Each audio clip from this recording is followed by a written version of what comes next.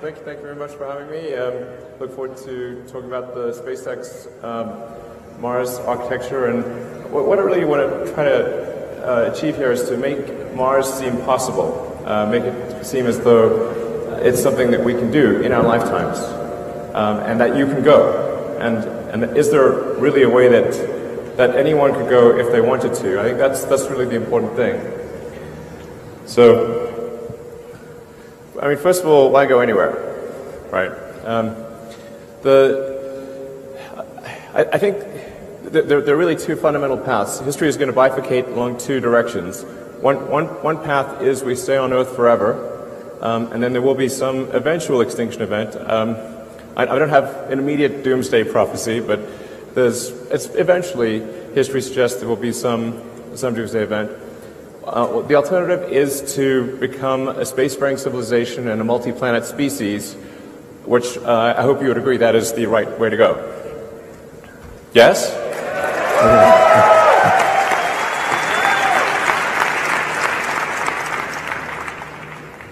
That's what we want. Yeah.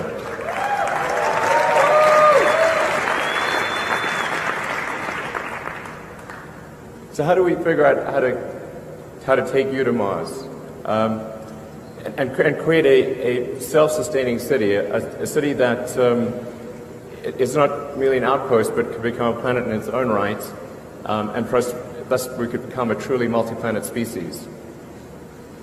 Sometimes people wonder, well, what about other places in the solar system? Why Mars? Just to sort of put things into perspective, this is an actual scale of what the solar system looks like. So we're currently in the third little rock from the left. That's Earth. Yeah, exactly. And our goal is to go to the fourth rock on the left. That's Mars. But you can get a sense for the real scale of the solar system, how big the Sun is, and Jupiter, Neptune, Saturn, Uranus, and then the little guys on the right are Pluto and friends. This sort of helps see it not quite to scale, but it gives you a better sense for where things are. So our options for becoming a multi-planet species within our solar system are limited. We have, in terms of nearby options, we've got Venus. But Venus is a super high pressure hot acid bath. So that would be a tricky one. Venus is not at all like the goddess. This is not in no way similar to the actual goddess. So it's really difficult to make things work on Venus. Mercury is also way too close to the Sun.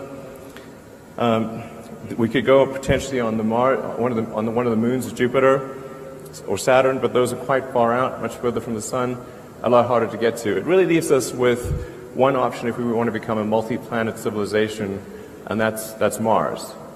We could conceivably go to our moon, and I certainly have nothing against going to the moon, but I think it's challenging to create become multi-planetary on the moon because it's much smaller than a planet.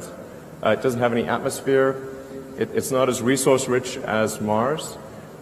It's got a 28-day day, whereas the Mars day is 24.5 hours. And in general, Mars is far better suited to ultimately scale up to be a self-sustaining civilization. So just to give some comparison between the two planets, that they're remarkably close in a lot of ways. In fact, we now believe that early Mars was a lot like Earth. And in fact, if we could warm Mars up, we would once again have a thick atmosphere and liquid oceans. So, but where things are right now, Mars is about half again as far from the Sun as Earth. So still decent sunlight. It's a little cold, but we can warm it up. It has a very helpful atmosphere, which, in the case of Mars, being primarily CO2 with some nitrogen and argon and a few other trace elements, means that we can grow plants on Mars just by compressing the atmosphere. and it has nitrogen too, which is also very important for growing plants. It would be quite fun to be on Mars because you'd have gravity, which is about 37% that of Earth. So you'd be able to lift heavy things and bound around and have a lot of fun. And the day is remarkably close to that of Earth. And so we just need to change that bottom row. Because currently we have 7 billion people on Earth and 0 on Mars. So there's been a lot of great work by NASA and other organizations in early exploration of Mars and understanding what Mars is like, where could we land, what's the composition of the atmosphere, where is there water, or ice, I should say, and so we need to go from these early exploration missions to actually building a city. The issue that we have today is that if you look at a Venn diagram, there's no intersection of sets of people who want to go and can afford to go. In fact, right now you cannot go to Mars for infinite money. Using traditional methods, if taking sort of Apollo-style approach, an optimistic cost number would be about $10 billion a person. So, for example, the Apollo program, the cost estimates are somewhere between 100 to $200 billion in current year dollars, and we sent 12 people to the surface of the moon, which was an incredible thing, and I think probably one of the greatest achievements of humanity. But that is a steep price to pay for a ticket. That's why these circles only just barely touch. So you can't create a self-sustaining civilization if the ticket price is $10 billion a person. What we need is to move those circles together. And if we can get the cost of moving to Mars to be roughly equivalent to a median house price in the U.S., which is around $200,000, then I think the probability of establishing a self-sustaining civilization is very high. I think it would almost certainly occur. Not everyone would want to go. In fact, I think a relatively small number of people from Earth would want to go, but enough would want to go and who could afford the trip that it would happen. And people can get sponsorship, and I think it gets to the point where almost anyone, if they saved up and this was their goal, they could ultimately save up enough money to buy a ticket and move to Mars. And Mars would have a labor shortage for a long time, so jobs would not be in short supply. So it is a bit tricky because we have to figure out how to improve the cost of trips to Mars by 5 million%. So this is not easy. And I mean, it sounds like virtually impossible, but I think there are ways to do it. This translates to an improvement of approximately 4.5 orders of magnitude. These are the key elements that are needed in order to achieve the 4.5 order of magnitude improvement. Most of the improvement would come from full reusability, somewhere between 2 and 2.5 orders of magnitude, and then the other 2 orders of magnitude would come from refilling in orbit, propellant production on Mars, and choosing the right propellant. So I'm going to go into detail on all those.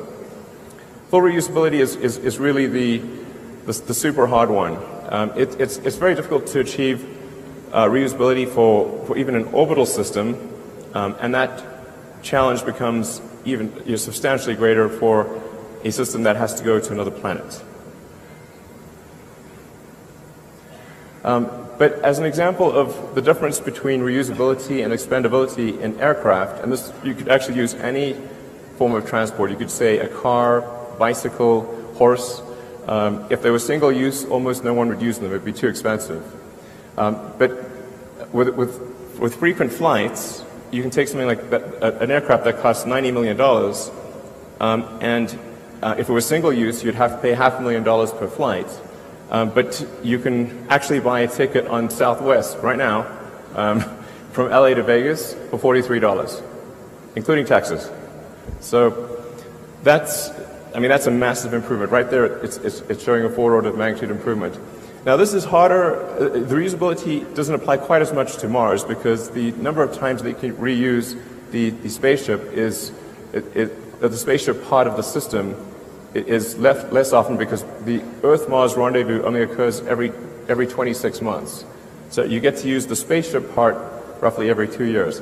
Now, you get to use the booster and the tanker as frequently as you'd like. And so that's why it really makes a lot of sense to load the spaceship into orbit with essentially tanks dry and have it have really quite big tanks that you then use the booster and tanker to refill while it's in orbit and maximize the payload of the spaceship so that when it goes to Mars, you really have a very large payload capability.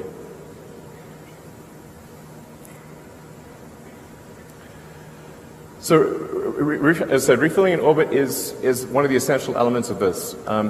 Without refilling in orbit, you would have a half order of magnitude impact roughly on the cost.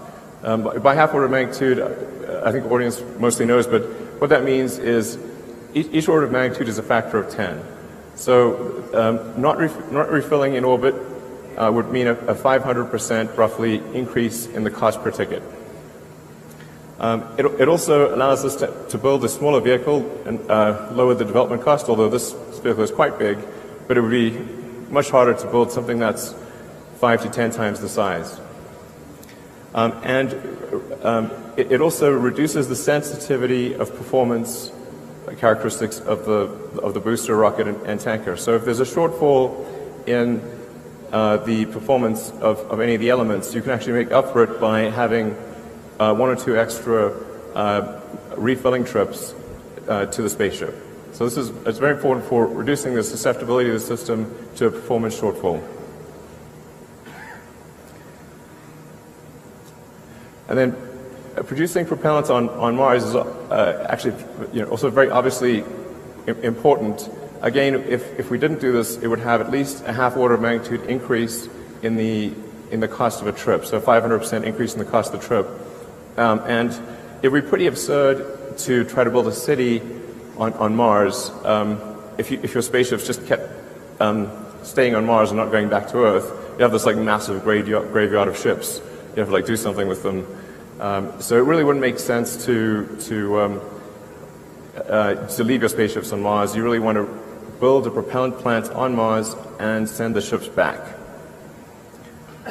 So, and Mars happens to work out well for that because it has a CO2 atmosphere, it's got water ice in the soil, and with H2O and CO2 you can produce CH4, methane, and oxygen O2. So picking the right propellant is also important. Think of this as maybe there's 3 main choices, and they have their merits, but kerosene or rocket propellant grade kerosene, which is also what jets use.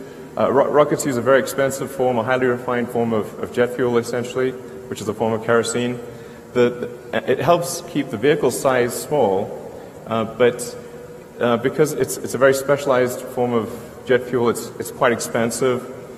The reusability potential is lower. Very difficult to make this on Mars because there's no oil. So really quite difficult to make the propellant on Mars. And then propellant transfer is pretty good, but not great. Hydrogen, although it has a high specific impulse, is very expensive, incredibly difficult to keep from boiling off because liquid hydrogen is very close to absolute zero as a liquid. So the insulation required is tremendous, and the cost of the energy cost on Mars of producing and storing hydrogen is very high. So when we looked at the overall system optimization, it was clear to us that methane actually was the clear winner. So it would require maybe anywhere from 50 to 60% of the energy on Mars to refill propellant using the propellant depot, and just the technical challenges are a lot easier. So we think methane's actually better on just really almost across the board And we started off initially thinking that hydrogen would make sense, but ultimately came to the conclusion that the best way to optimize the cost per unit mass to Mars and back is to use an all-methane system, or technically deep cryomethalogs. So those are the four elements that need to be achieved. Whatever architecture, whatever system is designed, whether by SpaceX or anyone, we think these are the four features that need to be addressed in order for the system to really achieve a low cost per ton to the surface of Mars. And this is a simulation of the overall system.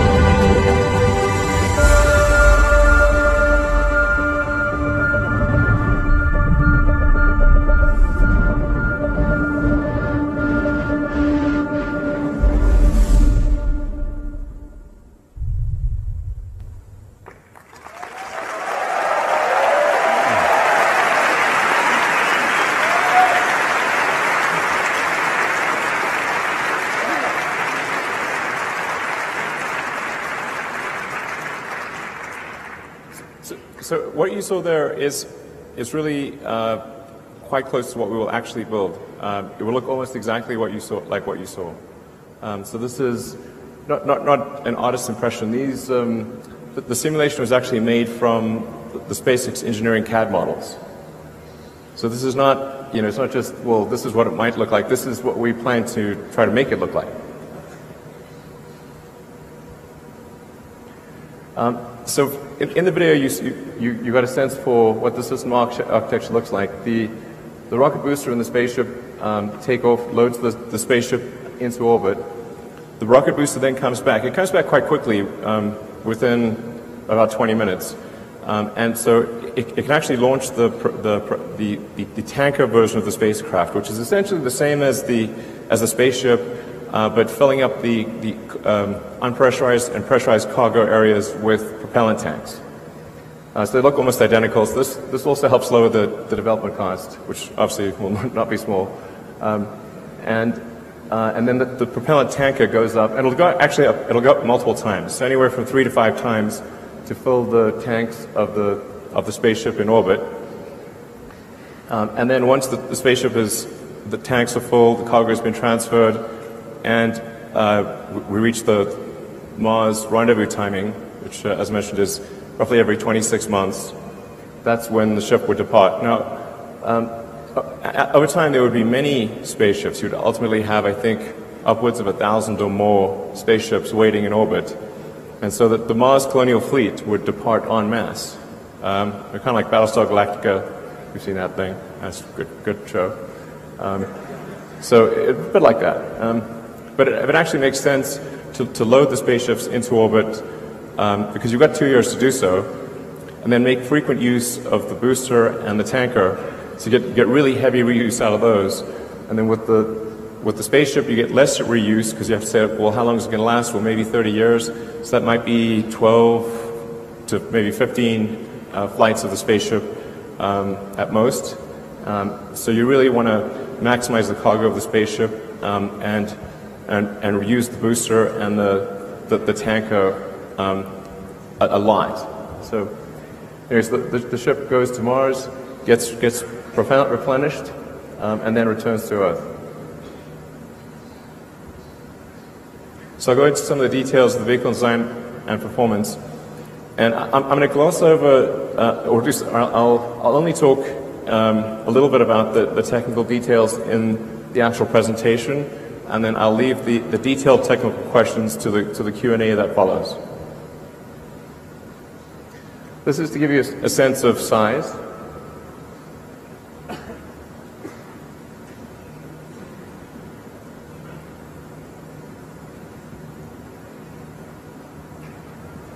So it's quite big.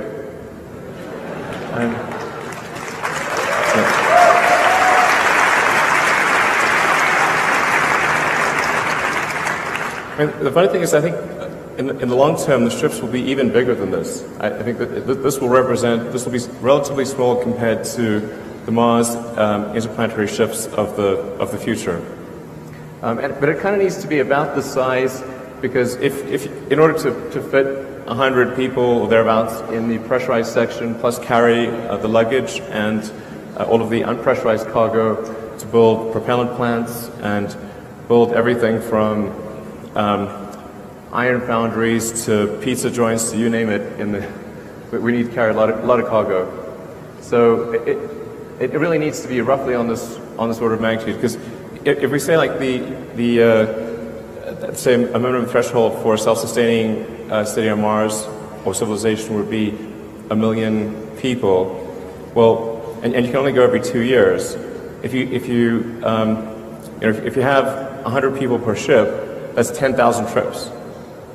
So I think at least 100 people per trip is the right order of magnitude, and I think we actually may end up expanding the crew section and ultimately taking more like 200 or more people per flight in order to reduce the cost per person. So, but it's 10,000 flights is a lot of flights. So you really want ultimately, I think, on the order of 1,000 ships. It'll take a while to build up to 1,000 ships, and so I think if you say when would we reach that 1 million person threshold from the point at which the first ship goes to Mars, it's probably somewhere between 20 to 50 total Mars rendezvous. So it's probably somewhere between maybe 40 to 100 years to achieve a fully self-sustaining civilization on Mars. So that's the sort of a cross-section of the ship. And in some ways it's not that complicated, really. It's made primarily of an advanced carbon fiber. The carbon fiber part is tricky when dealing with deep cryogens and trying to achieve both liquid and gas impermeability and not have gaps occur due to cracking or pressurization that would make the carbon fiber leaky. So this is a fairly significant technical challenge to make deeply cryogenic tanks out of carbon fiber. And it's only recently that we think that the carbon fiber technology has gotten to the point where we can actually do this without having to create a liner on the some sort of metal liner or other liner on the inside of the tanks, which would add mass and complexity. So it's particularly tricky for the hot gaseous oxygen pressurization. So this is designed to be autonomously pressurized, which means that the fuel and the oxygen, we gasify them through heat exchanges in the engine and use that to pressurize the tanks. So we'll gasify the methane and use that to pressurize the fuel tank, gasify the oxygen, use that to pressurize the oxygen tank. And this is a much simpler system than what we have with Falcon 9, where we use helium for pressurization and we use nitrogen for gas thrusters. In this case, we would autonomously pressurize and then use gaseous methane and oxygen for the control thrusters. So really, you only need 2 ingredients for this, as opposed to 4 in the case of Falcon 9, and actually 5 if you consider the ignition liquid. So we use a sort of complicated liquid to ignite the engines that isn't very usable. In this case, we would use spark ignition.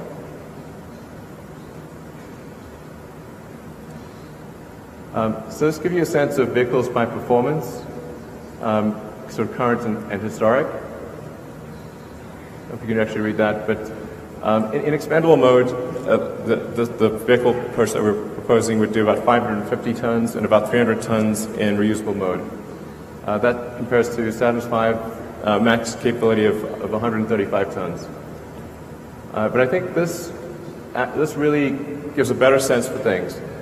The white bars show the performance of the vehicle, like in other words, the payload to orbit of the vehicle.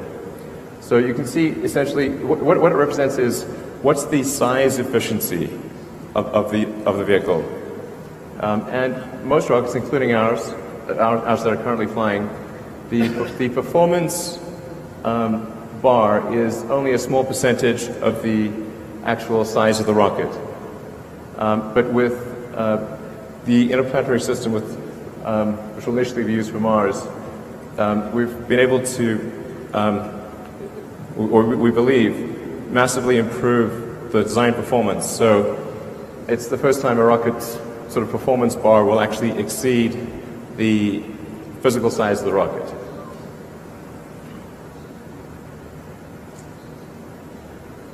This gives you a more direct sort of comparison. This is the thrust level is quite enormous. We're talking about a liftoff thrust of 13,000 tons. This will be quite tectonic when it takes off. But it is a fit on Pad 39A, which NASA's been kind enough to allow us to use, where because they somewhat oversized the pad in doing Saturn V, and as a result, we can actually do a much larger vehicle on that same launch pad. And then in the future, we expect to add additional launch locations, probably adding one on the south coast of Texas. But this gives you a sense of the relative capability, if you can read those. But yeah, these vehicles have very different purposes. This is really intended to carry huge numbers of people, ultimately millions of tons of cargo to Mars. So you really need something quite large in order to do that. So talk about some of the key elements of the interplanetary spaceship and rocket booster. We decided to start off the development with what we think are probably the two most difficult elements of the design. One is the Raptor engine, this is going to be the highest chamber pressure engine of any kind ever built, and probably the highest thrust to weight. It's a full flow staged combustion engine, which maximizes the theoretical momentum that you can get out of a given source fuel and oxidizer. We subcool the oxygen and methane to densify it. So compared to when propellants are normally used, they're used close to their boiling point in most rockets. In our case, we actually load the propellants close to the freezing point, and that can result in a density improvement of up to around 10 to 12%, which makes an enormous difference in the actual results of the rocket. It also makes it gets rid of any cavitation risk for the turbopumps, and it makes it easier to feed a high-pressure turbopump if you have very cold propellant.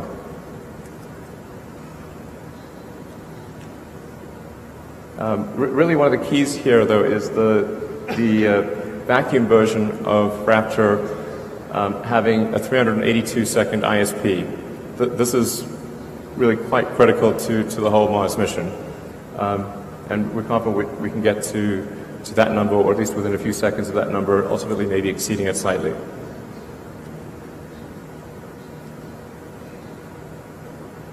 So the rocket booster, in many ways, is really a scaled-up version of the Falcon 9 booster.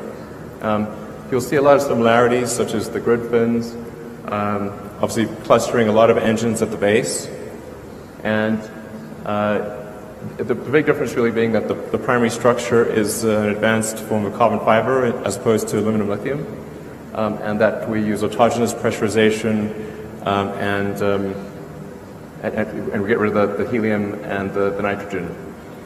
So this uses 42 Raptor engines. It's a lot of engines, but we use 9 on a Falcon 9, and with Falcon Heavy, which should launch early next year, there's 27 engines on the base. So we've got pretty good experience with having a large number of engines. It also gives us redundancy, so that if some of the engines fail, you can still continue the mission and be fine. But the main job of the booster is to accelerate the spaceship to around 8,500 kilometers an hour. For those that are less familiar with orbital dynamics, really it's all about velocity and not about height.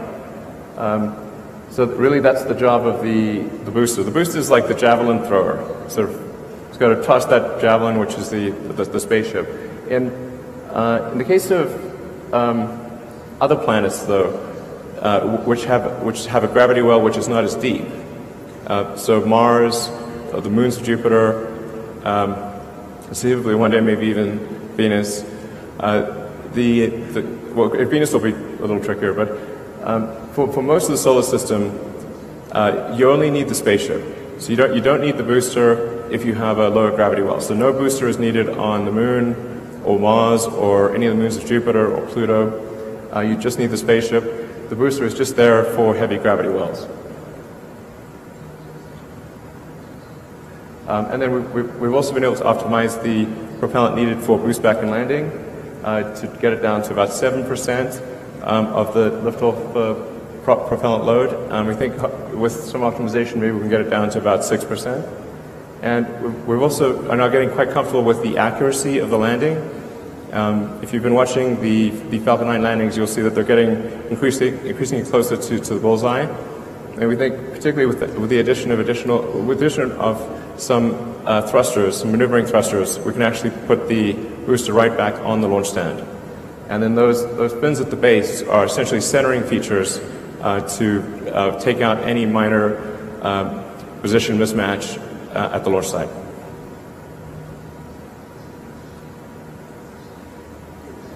So it looks like at the base. So we think we only need to or steer the center cluster of engines. So there's 7 engines in the center cluster. Those would be the ones that move for steering the rocket, and the other ones would be fixed in position, which gives us the best concentration of we can max out the number of engines because we don't have to leave any room for gimbaling or moving the engines. And like I said, this is all designed so that you could actually lose multiple engines even at liftoff or anywhere in flight and continue the mission safely.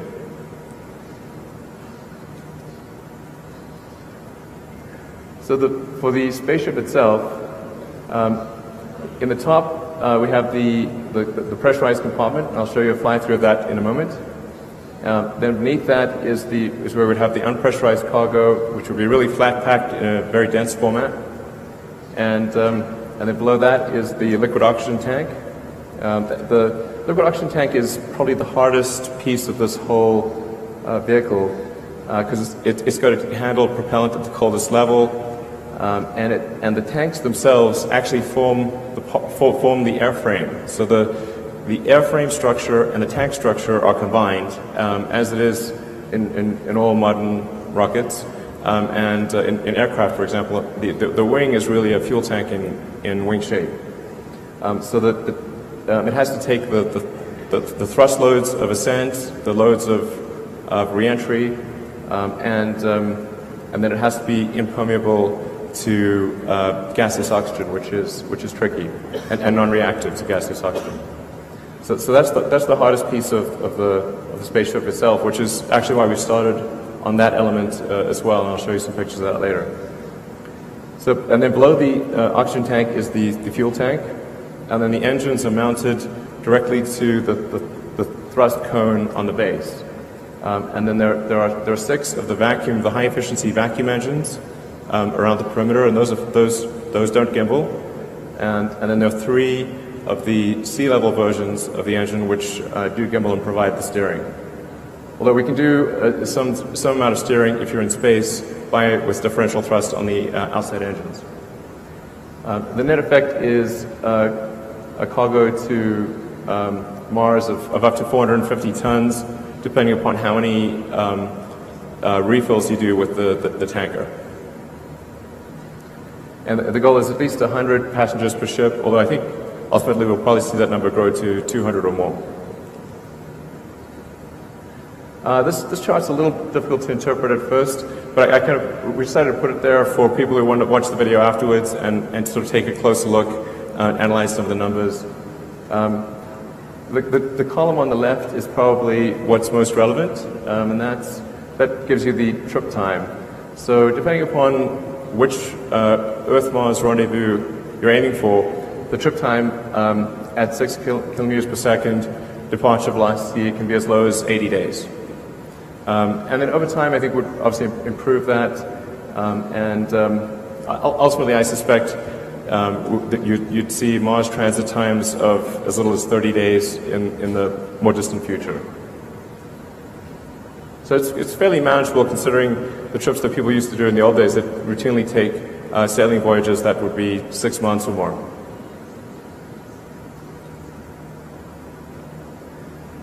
So on arrival, the heat shield technology is extremely important.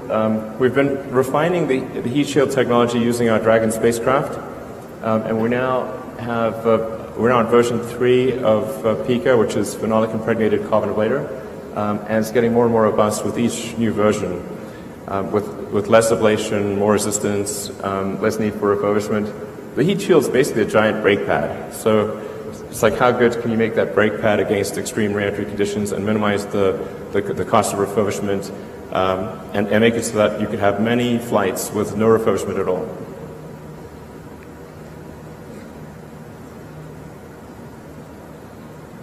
So this is a flight through of the crew compartment.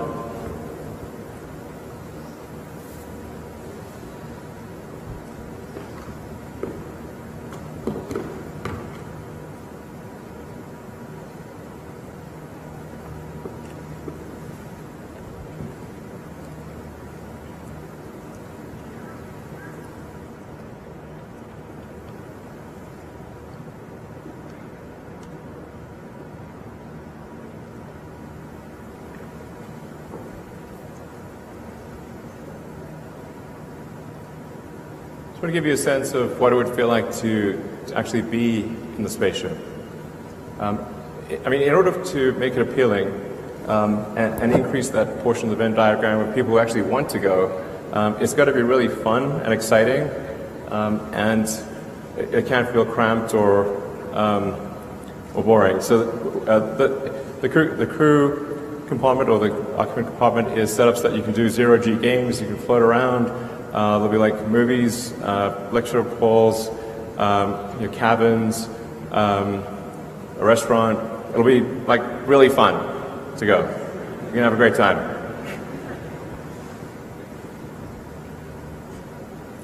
So for the propellant plant on Mars, again, this is one of those slides that I won't go into in detail here, but people can think about offline. The key point being that the ingredients are there on Mars to create a propellant plant with relative ease.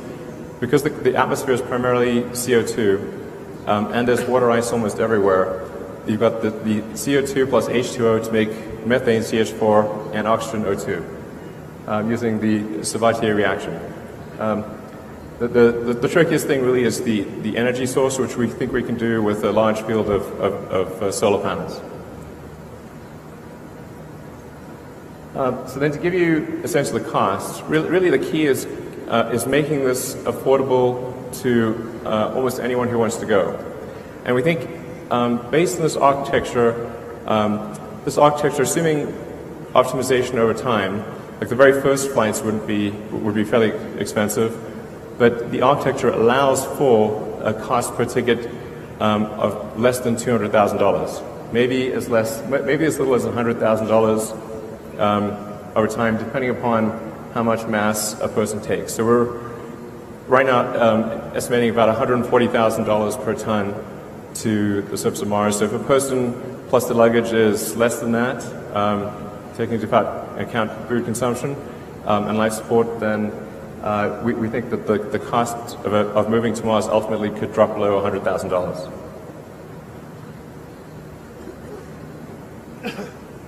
So funding, we thought about funding sources, and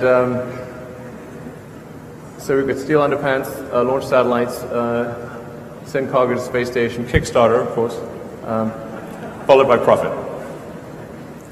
So obviously it's going to be a challenge to fund this whole endeavor.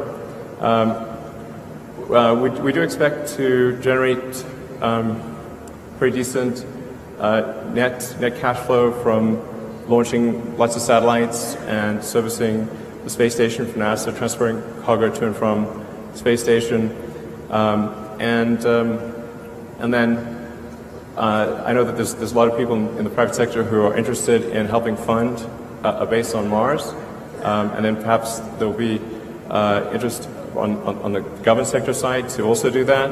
Ultimately, this is going to be a huge public-private partnership, and I think that's how the United States was established, and many other countries around the world is a public-private partnership. So I think that's probably what occurs. And right now we're just trying to make as much progress as we can with the resources that we have available, and just sort of keep moving ball forward, and hopefully.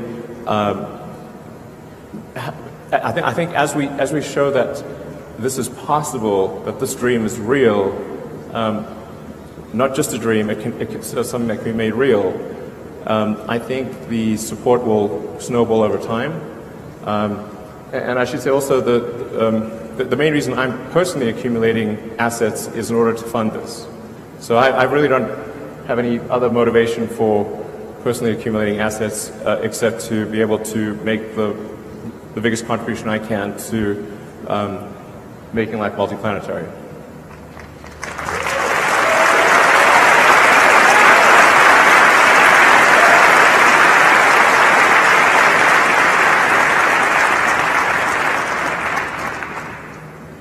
Timelines.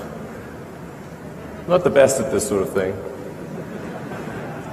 But just to show you where we started off, in 2002, SpaceX basically consisted of carpet, and a mariachi band. That was it. That's all of SpaceX in 2002. As you can see, I'm a dancing machine.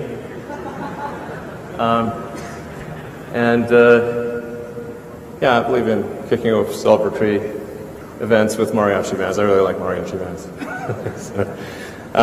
But that was what we started off with in 2002. And really, I mean, I thought we had maybe a 10% chance of doing anything, of even getting a rocket to orbit, let alone getting beyond that and taking Mars seriously. But I came to the conclusion that if there wasn't some new entrant into the space arena with a strong ideological motivation, then it didn't seem like we were on a trajectory to ever be a spacefaring civilization and be out there among the stars. Because in '69 we were able to go to the moon, and the space shuttle could get to low Earth orbit, and then obviously the space shuttle got retired, but that trend line is down to zero. So I think what a lot of people don't appreciate is that technology does not automatically improve.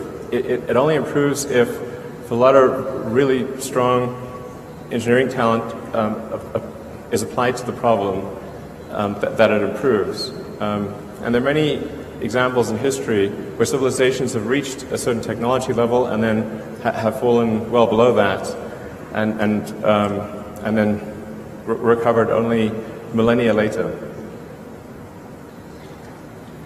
So we go from 2002, where we basically were clueless, and developed with Falcon 1 the smallest useful orbital rocket that we could think of, which would deliver half a ton to orbit. And then 4 years later, we developed and built the first vehicle. So we developed the main engine, the upper stage engine, the airframes, the fairing, and the launch system, and had our first attempt at launch in 2006, which failed. So that lasted about 60 seconds, unfortunately. But 2006, 4 years after starting, is also when we actually got our first NASA contract. And I just want to say I'm incredibly grateful to NASA for supporting SpaceX, despite the fact that our rocket crashed. It was awesome. I'm NASA's biggest fan. Thank you very much to the people that had the faith to do that. Thank you.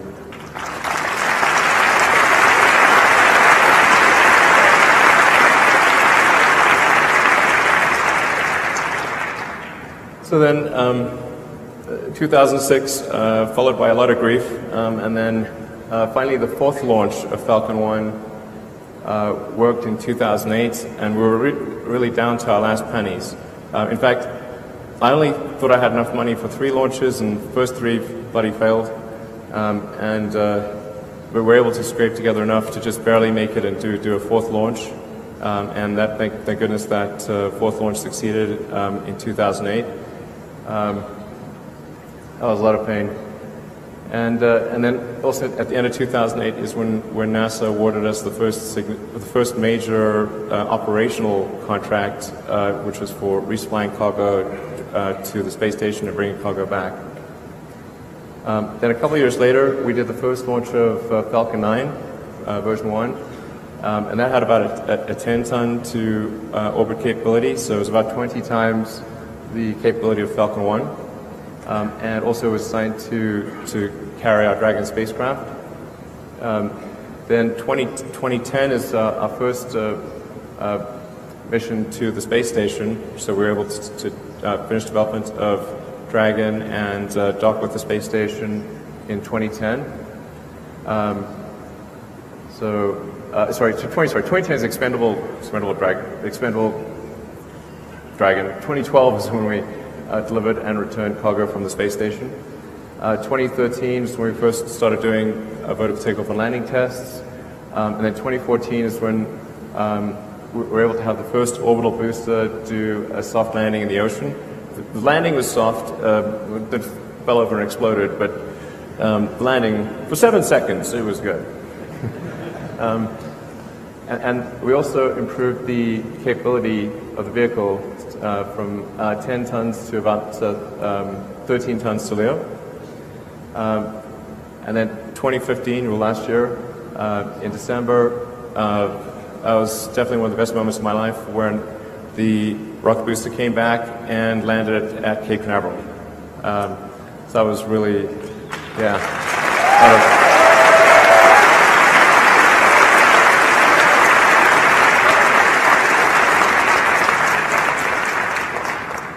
So I think that really showed that we could bring an orbit-class booster back from a very high velocity all the way to the launch site and land it safely and with almost no refurbishment required for reflight. And if things go well, we're hoping to refly one of the landed boosters in a few months. So yeah, and then 2016 we'll also demonstrate landing on a ship.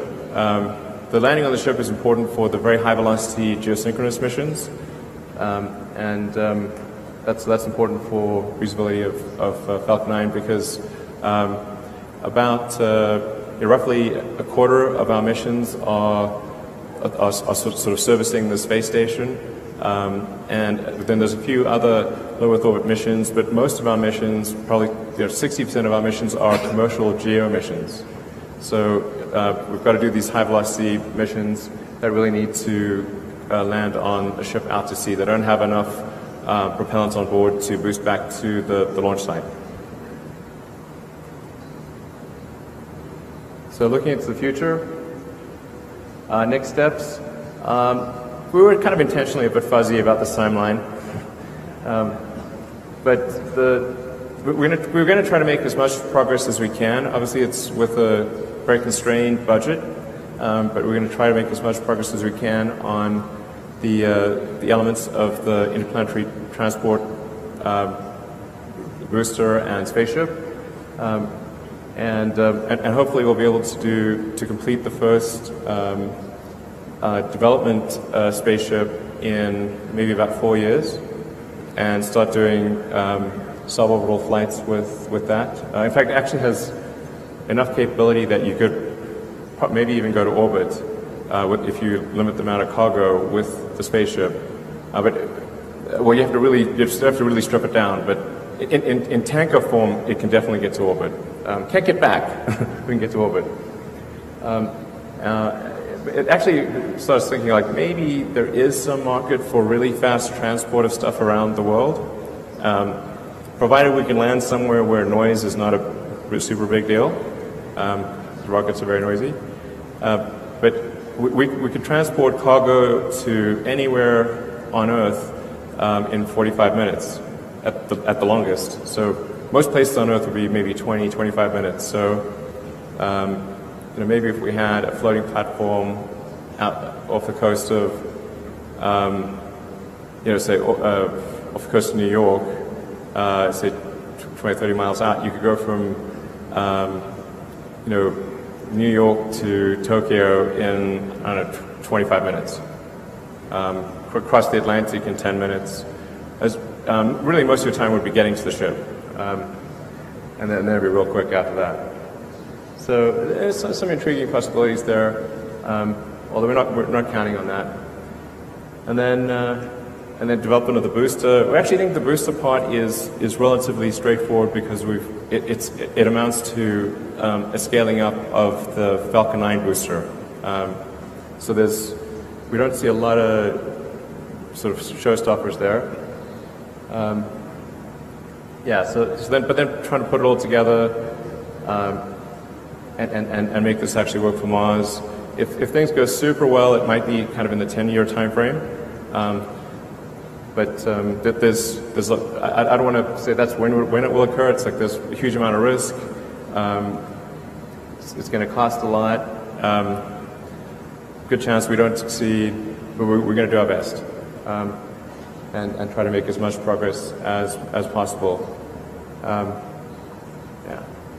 we're going to try to send something to Mars on every Mars rendezvous from here on out. So Dragon 2, which is a propulsive lander, we plan to send to Mars in a couple of years, and then do probably another Dragon mission in 2020. In fact, we want to. establish a steady cadence, that there's always a flight leaving, like it's a train leaving the station. With every Mars rendezvous, we will be sending a Dragon, at least a Dragon to Mars, and ultimately the big spaceship. So if there are people that are interested in putting payloads on Dragon, you can count on a ship that's going to transport something on the order of at least 2 or 3 tons of useful payload to the surface of Mars.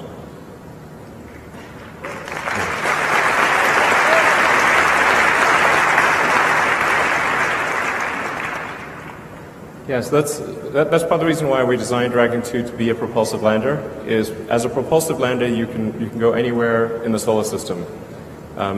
So you could go to the moon, you could go to, well, anywhere really. Whereas if something relies on parachutes or wings, then you can pretty much only, well, if it's wings, you can pretty much only land on Earth because you need a runway, and most places don't have a runway. And then any place that doesn't have a dense atmosphere, you can't use parachutes. So, but propulsive works anywhere. So Dragon should be capable of landing on any solid or liquid surface in the solar system. And then I was really excited to see that the team managed to do the all-up Raptor engine firing in advance of this conference. I just want to say thanks to the Raptor team for really working 7 days a week to try to get this done in advance of the presentation. Because I really wanted to show that we've made some hardware progress in this direction. And the Raptor is a really tricky engine. It's a lot trickier than Merlin because it's a full flow stage combustion, much higher pressure. I'm kind of amazed it didn't blow up on the first firing, but fortunately it was good.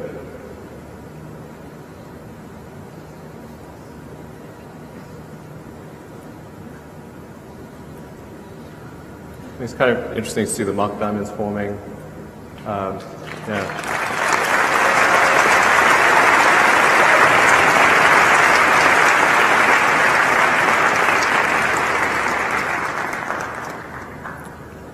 So part of the reason for making the engine sort of small, like Raptor, although it has 3 times the thrust of a Merlin, is actually only about the same size as a Merlin engine because it has 3 times the operating pressure. And that means we can use a lot of the production techniques that we've honed with Merlin. We're currently producing Merlin engines at almost 300 per year. So we understand how to make rocket engines in volume. So even though the Mars vehicle uses 42 on the base and 9 on the upper stage, so we're 51 engines to make. That's well within our production capabilities for Merlin, and this is a similarly sized engine to Merlin, except for the expansion ratio. So we feel really comfortable about being able to make this engine in volume at a price that doesn't break our budget. And then we also wanted to make progress on the primary structure. So as I mentioned, this is really a very difficult thing to make. Is to make something out of carbon fiber. Even though carbon fiber has incredible strength to weight, when you want to then put super cold liquid oxygen and liquid methane, particularly liquid oxygen, in a tank, it's subject to cracking and leaking, and it's a very difficult thing to make. Just the sheer scale of it is also challenging because you've got to lay up the carbon fiber in exactly the right way on a huge mold, and you've got to cure that mold at temperature, and then it's just really hard to make large carbon fiber structures that can do all of those things and carry incredible loads. So that's the other thing we wanted to focus on was the Raptor, and then building the first development tank for the Mars spaceship. So yeah, like I said, this is really the hardest part of the spaceship. The other pieces are we have a pretty good handle on, but this was the trickiest one, so we wanted to tackle it first. You get a size for how big the tank is. It's really quite big. Also, big congratulations to the team that worked on that. They also were working 7 days a week to try to get this done in advance of the IAC.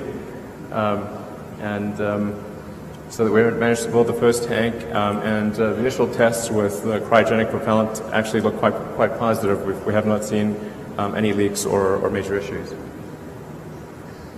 This is what the tank looks like on the inside.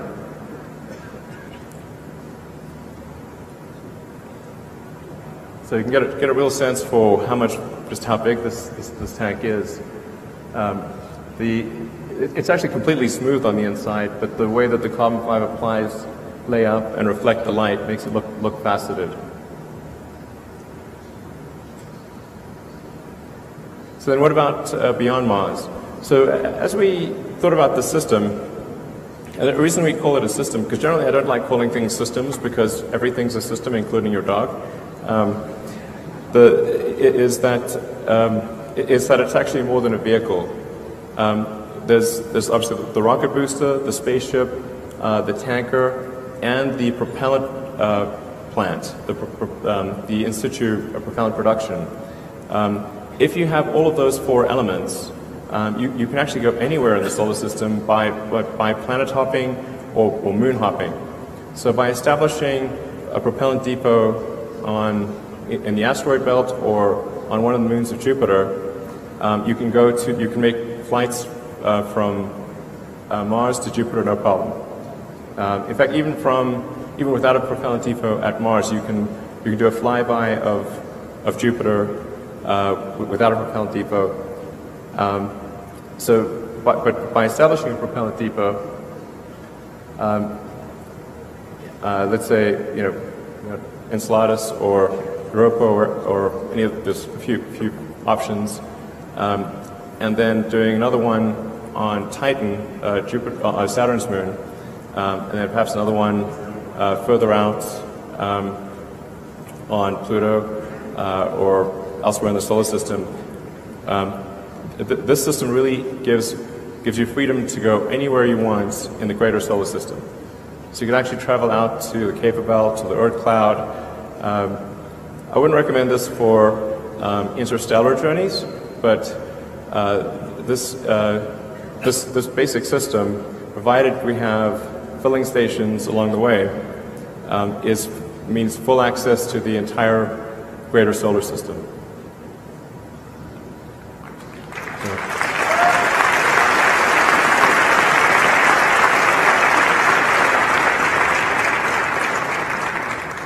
It would be really great to do a mission to Europa, particularly. All right, so any questions that I can answer?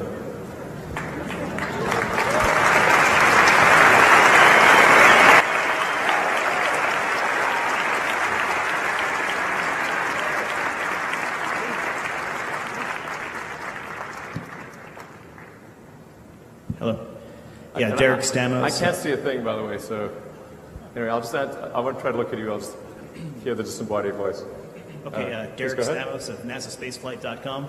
Okay. Can you talk a little bit about, from the video, it looks like Launch Complex 39A is going to be the initial launch site.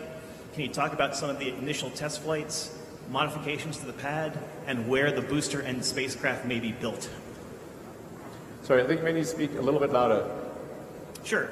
The video showed launching from Launch Complex 39. Can you talk a little bit about initial test flights, booster construction site, and where the spacecraft may be built, as it seems to be too large to transport by road or any other terrestrial transport? Yeah, so we are expecting to do the initial flights from 39A. So we're planning to set up 39A such that it can launch either Falcon Heavy or the interplanetary system. It's quite a big launch site, so I think we can do that. In terms of construction of the ship and booster, you're right, it is quite big, not something you can really transport on the roads. So I think we would probably look at construction of the booster and the spacecraft. So we're actually looking at Mashoud, Louisiana, as one of the possibilities. But I think we would end up constructing the booster and spacecraft in probably multiple states, and then perhaps doing final assembly at the launch site. Thank you. Right here. Hi, Elon. Right here in front of you. I'll jump. Okay, great. It's very nice to meet you. My name is Aldo. And 3 weeks ago, I was at Burning Man in the Nevada desert. Great. And it felt like I was in Mars. It was a dusty storm, and it was really cold at night, and there was no water. But there was one problem at Burning Man. With a population of only 75,000, there was a lot of shit. And there was no water to take it into the rivers, which is kind of what we do today in our current sanitation system. So I was like, is this what Mars is going to be like? Just a dusty, waterless shitstorm? So I was like, hey, Elon, are you working on a sustainable sanitation? Are we going to have a toilet in Mars that doesn't use water? Today on Earth, there's 3 billion people that don't have a toilet. Guys, I actually have to say, we have to keep no essays, only questions. All right, so are you working on a toilet for Mars? Yeah. I think Mars actually has a huge amount of water and water ice, so I don't think we'll really suffer a water shortage on Mars. The main thing about Mars is actually going to be energy. If you have energy, there's plenty of water because there's massive amounts of ice. So it's really just about getting huge numbers of solar panels out there and potentially doing geothermal energy. And ultimately, I think assuming the public is receptive, there might be nuclear. I think certainly if you build nuclear on Mars, as to whether you transport nuclear to Mars would be kind of up to the public to decide. All right, next question. I'm George Lordos from MIT SDM and MIT GSLI. Elon, the first humans on Mars will be in the history books, as we all know. Who should these men and women be? Maybe children too. Who should these people be carrying the light of humanity to Mars for all of us? Thank you. Well, I think the first journeys to Mars are going to be really very dangerous. The risk of fatality will be high. There's just no way around it. So I would not suggest sending children, or it would be basically, are you prepared to die? Then, if that's okay, then you're a candidate for going. But really, this is less about who goes there first, or it's the thing that really matters is making a self-sustaining civilization on Mars as fast as possible. This is different from Apollo. This is this is really about minimizing existential risk and having a tremendous sense of adventure. I mean, the thing that Mars really represents, there's the whole life insurance and protecting life and ensuring that the light of consciousness is not extinguished, which I think is incredibly important. Backing up the biosphere. And to be clear, this is not about everyone moving to Mars, it's about becoming multi-planetary. I think Earth will be a good place for a long time. But it's the probable lifespan of human civilization will be much greater if we're a multi-planet species. Now that's the defensive argument, but the argument that I actually find most compelling is that it would be an incredible adventure. I think it would be the most inspiring thing that I could possibly imagine. And life needs to be more than just solving problems every day. You need to wake up and be excited about the future and be inspired and want to live.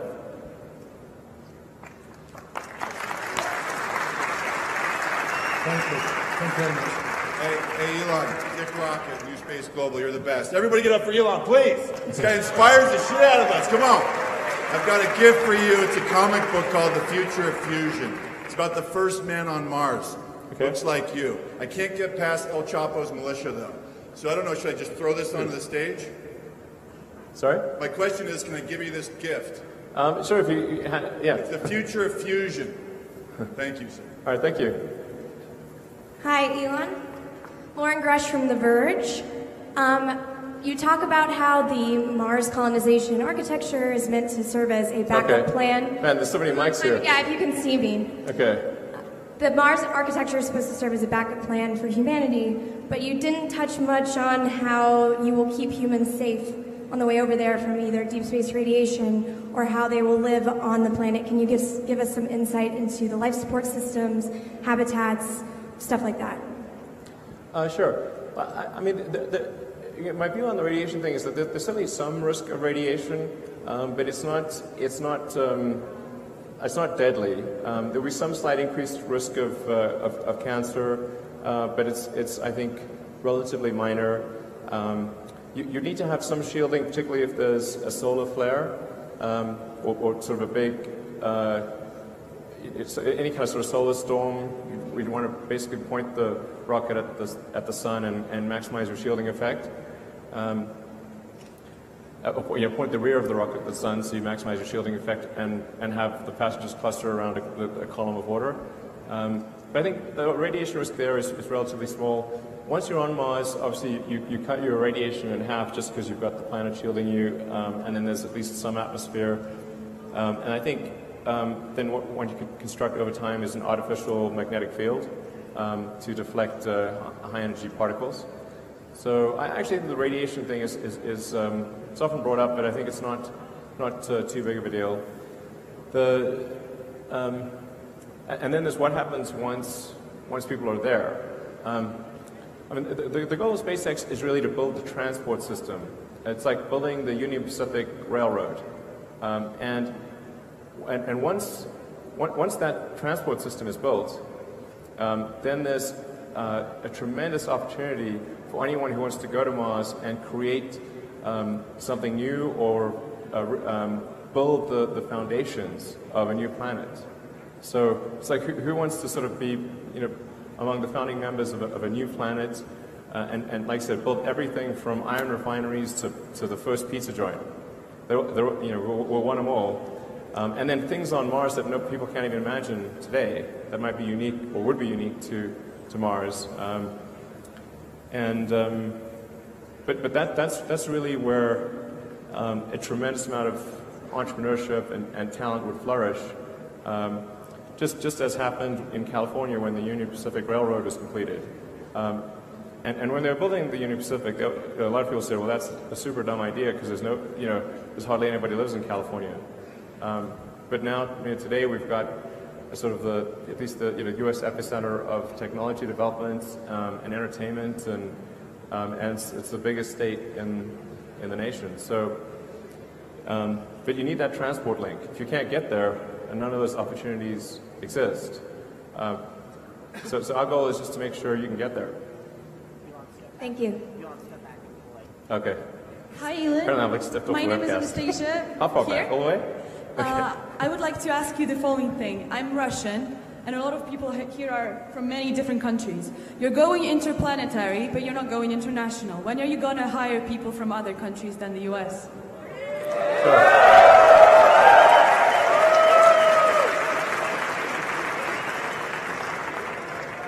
Yeah, so I think people are a bit confused about this.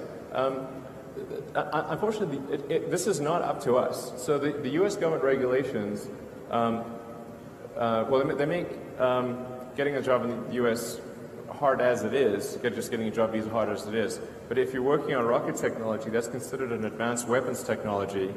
So even a normal work visa isn't sufficient unless you get a special permission from the Secretary of Defense or the Secretary of State.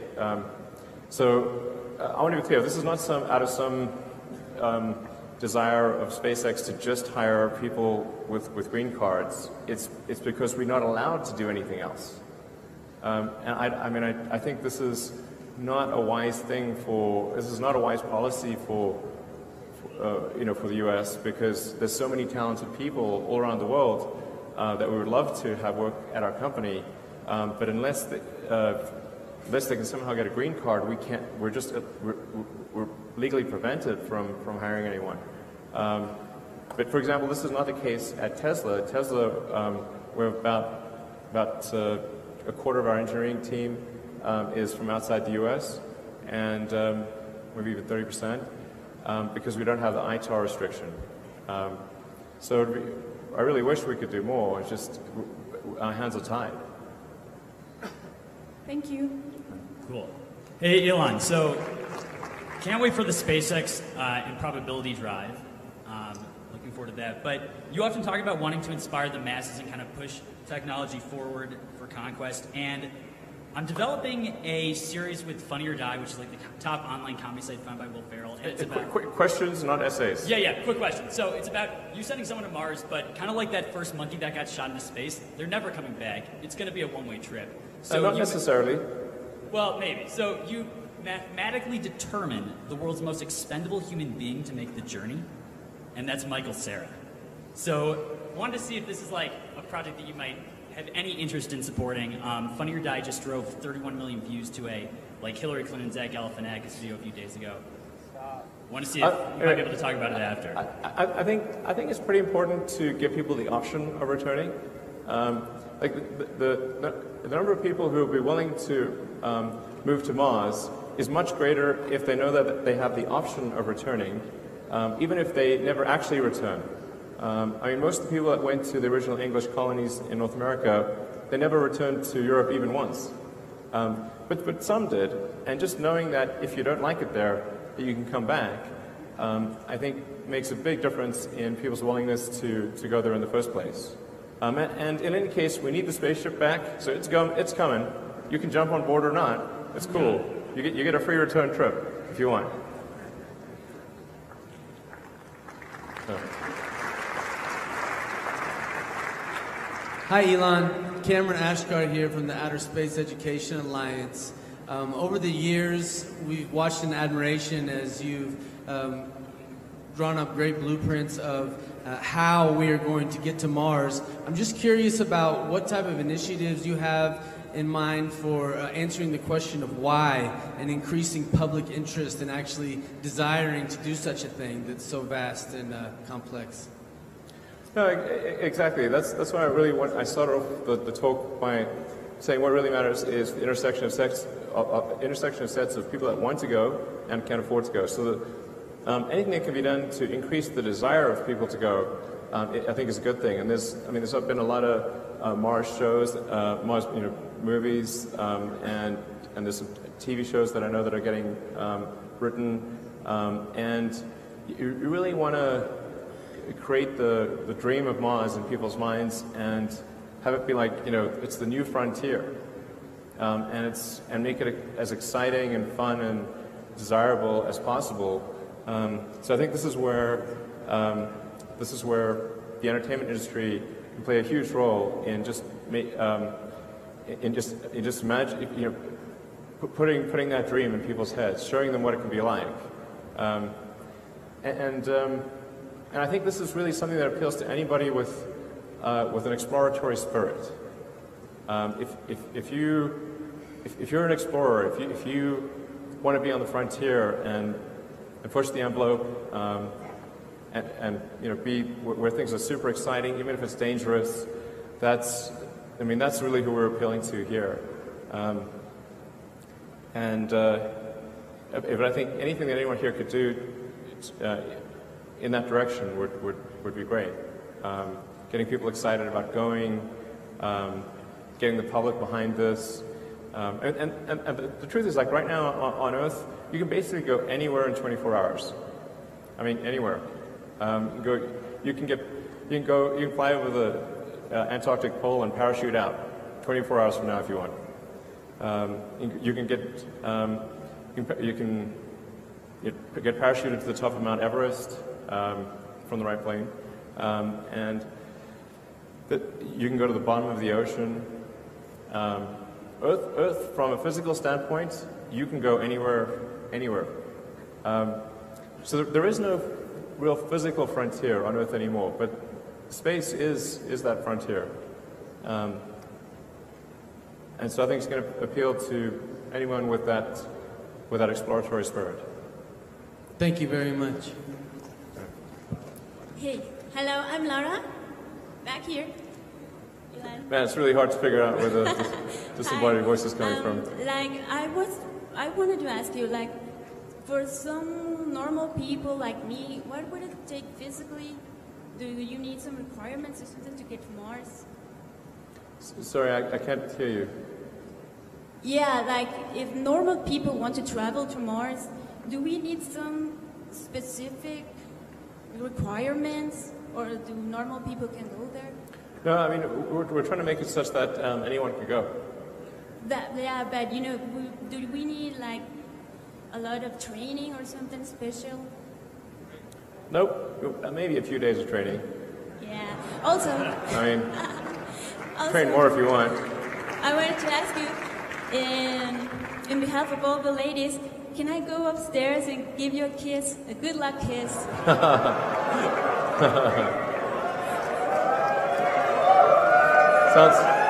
Sounds great. I don't have him here, but thank you, appreciate the thought. Hi, Jeff House, Space News, over on your right. Question on resources. How much resources are you putting into this development right now in terms of funding, employees, and so on? And how do you expect that to change as the development of the booster and spaceship ramp up?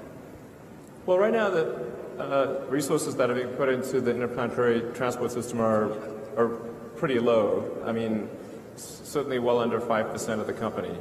And maybe we're spending a few tens of millions of dollars on it right now. So it's relatively small. But then as we finish development of the sort of the final version of Falcon 9, which should be sometime next year, and Dragon 2, and get the reusability of the boost stage and reusability of Dragon 2 sorted out, then we'll gradually apply more and more resources to the interplanetary system. And so hopefully over time we'll be able to have most of our engineering team, well, we will, perhaps within a year and a half to 2 years, we should have most of SpaceX engineering working on the interplanetary system, and hopefully be able to spend maybe more on the order of a couple $100 million a year, maybe $300 million a year on the system. Still not a lot relative to the overall thing. And you know, in order to make this whole thing work and work reliably before it starts generating maybe some kind of positive cash flow it's probably an investment on the order of $10 billion. So it's, you know, a lot of money to get there. Hi, Elon. My name is Zach. I'm a space enthusiast and a local idiot for Rooster Teeth. And I was just wondering, you know, can you talk a little bit about the future of humans in space? And are you going to go to Mars? Because I would hate to put in all this work and then not go. Yeah, I would definitely like to go to orbit and maybe visit the space station, and then ultimately go to Mars. Yeah, I've got to make sure that if something goes wrong in the flight and you know I die, then you know that there's a good succession plan, and that the mission of the company continues, and that it doesn't somehow get taken over by investors who just want to, you know, maximize the profit of the company and not go to Mars. That would be my biggest fear in that situation. Thank you so much. Hi, Mr. Musk. This is Nancy Wolfson with Outer Space Education Alliance. And I know you've been talking about getting to Mars. Can you see me here? I can, yes. Okay. I can see your arms. Okay. Hey. Right here. Okay, so, and I know we need to get first to Mars, but I have a question. In the back of your head, have you been thinking about interstellar travel? Interstellar, yes. I mean, I think if we were to do interstellar travel, the best way to do it would be with kind of an antimatter drive. That would give you the best, obviously, mass efficiency. It's difficult to beat antimatter.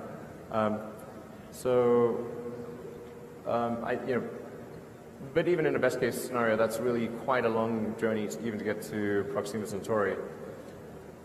I think the key thing is to establish a base on Mars, and as soon as there's a base on Mars, then there's a very powerful forcing function for improving space transport technology.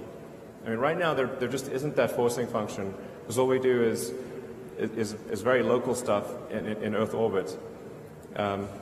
So as soon as we've got a base on Mars, we can see even a base on the Moon, but certainly a base on Mars, that creates a very powerful forcing function for making space technology better and better every year, and that's ultimately what will lead us to interstellar travel. I think trying to do interstellar travel right off the bat would be very tricky. Sort of like if you're developing aircraft, you really want to first do the Wright Flyer, and then maybe get to a DC-3, and then a 707, and then a 747.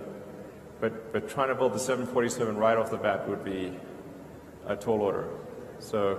Yeah, I agree, but you agree that it's something that we need to start talking about. Yeah, I think it's definitely worth talking about. I mean, I think the technical solution, like I said, is I think optimally antimatter. I see. Yeah. Yes. Yeah. Okay, thank you for coming to the IIC 2016, by the way. All right. Thanks for having me.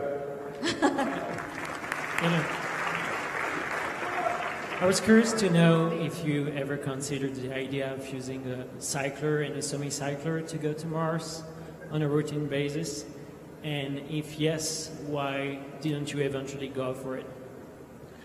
Yeah, I think I don't know, when we do the trying to figure out the best cost per unit mass to the surface of Mars, you could do a cycler, but our calculations at least show that it's just better to go directly there, and not have a cycler. The transit time actually matters quite a lot for reuse of the spaceship.